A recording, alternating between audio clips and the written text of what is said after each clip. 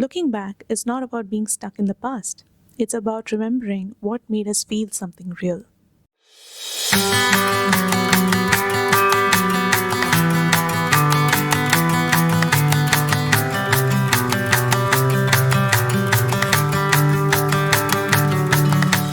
Hello, my name is Ankita and welcome to my channel Anki Talkies. So in today's video, I'm back again with another topic that has sparked my curiosity: why retro Hindi music still strikes a chord even today. Generations have changed. Some of these songs are probably like more than 60, 70 years old. You have Gen Zs listening to it, you have Gen Alpha interested in it, you have millennials, of course. We have no choice.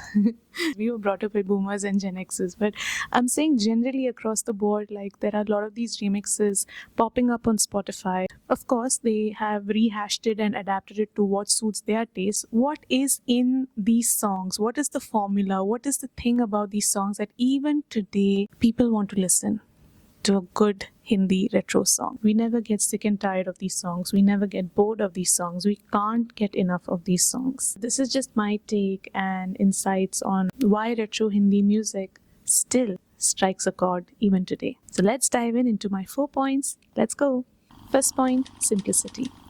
Uncomplicated music, hummable melody, precise diction, poetic words, nuanced composition, and simple rhythm. Even a common listener could understand these songs. You didn't even have to belong to a Hindi speaking belt to understand and appreciate a lot of these songs that were made. And that's the power of it actually. As you grow older, you realize simplicity is actually true wisdom. These songs feel like an old friend who knows you very well. It's quite fascinating though that the output of these songs came from a human mind. I mean, you can have technology giving you the most polished compositions, but it takes a human mind to come out with the type of creativity and the kind of beats that these songs had.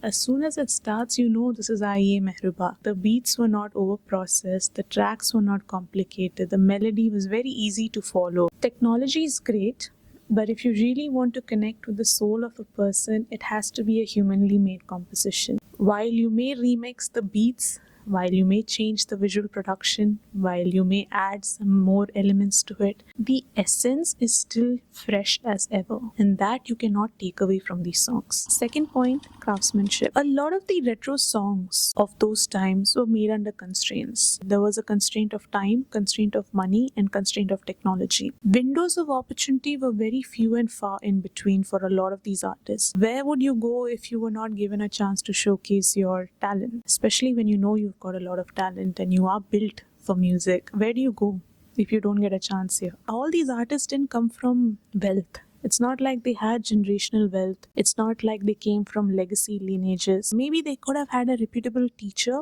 or a family name, but beyond that, there was nothing more to them.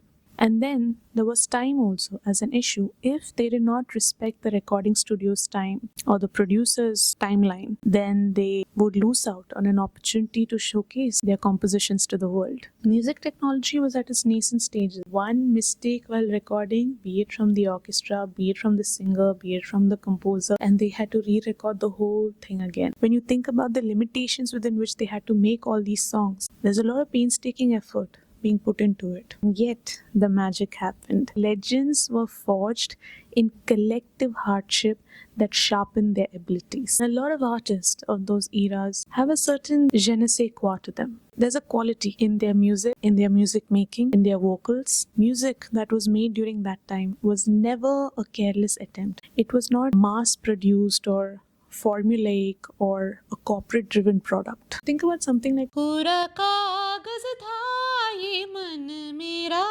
It's the collective artistic value that came together to create a masterpiece like that song. The music didn't come from a place of selfishness. It came from a place of, I want to create good music for people to listen to for years and years, for generations and generations, for any generation to connect with. It was crafted with a different mindset. That's why it still resonates even today. My third point is emotionality. Music, and especially a lot of these types of songs that were made in the past, it has a way of connecting with the deepest and deepest of emotional truths that you're hiding within you. It gives you a safe space to feel deeply and honestly. When you hear a very raw emotional song from an artist, it hits you on a whole different level, because through music, a lot of artists have shared things that they cannot share generally with the world. There are a lot of unspoken feelings in the hope that, somebody who's listening to it can connect with it. Emotions don't have to be dressed up in any kind of extravagance, because as versatile emotions are, as layered it is, but when the delivery of those emotions is straightforward and clear to a general audience, it creates great music. It creates music that touches the heart. It creates music that is very genuine. My fourth point is cultural appeal. When I travel to Georgia, and I think everyone who's traveled to Georgia will come across this man in Old Town.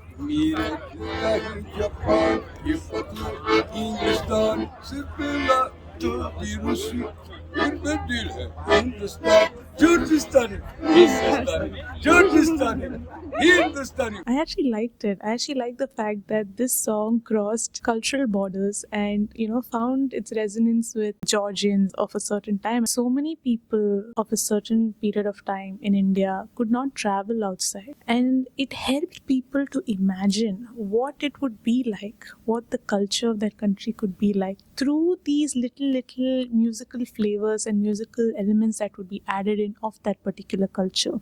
Whether it was a saxophone riff, whether it was a swing rhythm. It was not just music looking outward. Sometimes it was also looking inward into the interiors of India.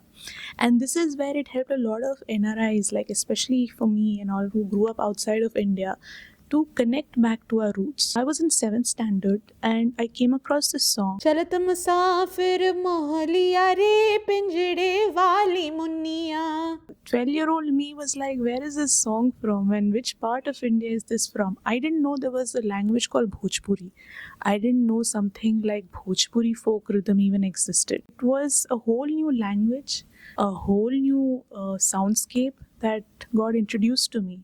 Retro music has a way of helping us connect with our own roots, helping us look outwards and see, what are other people's cultural roots like, and fusionizing that into our music without ever losing the essence of it. It's like spice. It's like how you add spice to your food. It adds a certain texture and it makes the song more rich, more rooted. It opens doors to many different types of conversations. It sparks your curiosity. You want to explore more about the cultural soundscape of that particular country or that particular region. And that's what music needs to do. So I promised 4 points, and I feel like the 5th point has to be set. The female perspective.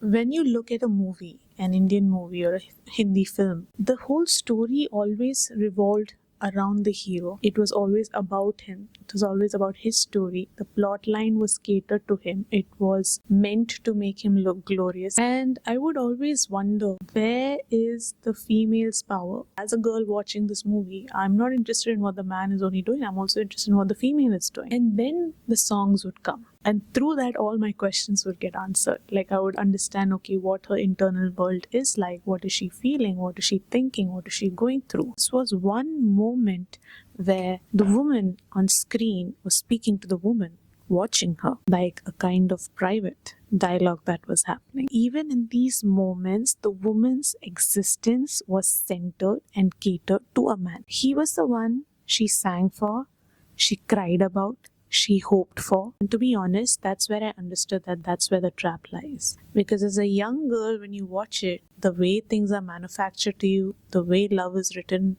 in these movies and through these songs, you kind of start thinking that your entire life should be centered around a man. It should only be him in the frame. And I am like a second-class citizen in my own life, when I should be the main character.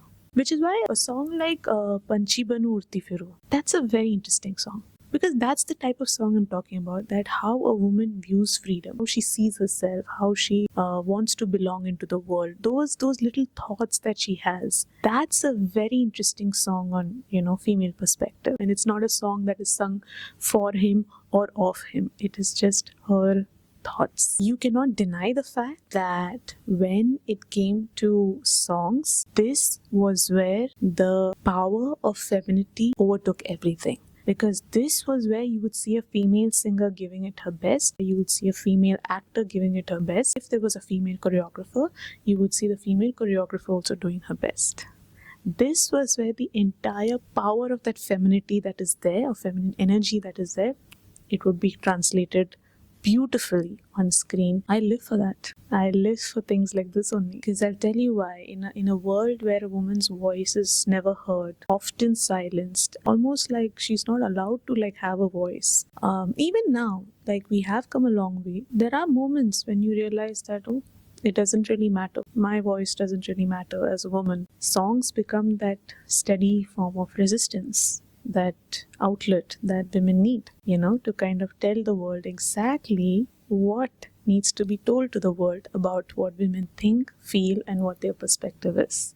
And with that, we come to the end of this video. I hope you liked this video, and if you did, do give it a thumbs up. Do share this video with all the retro music lovers out there. Most importantly, I would like if you could subscribe to my channel, which is Anki Talkies, for more such authentic takes and commentary on culture, identity, and expression. And until next time, sayonara, sayonara.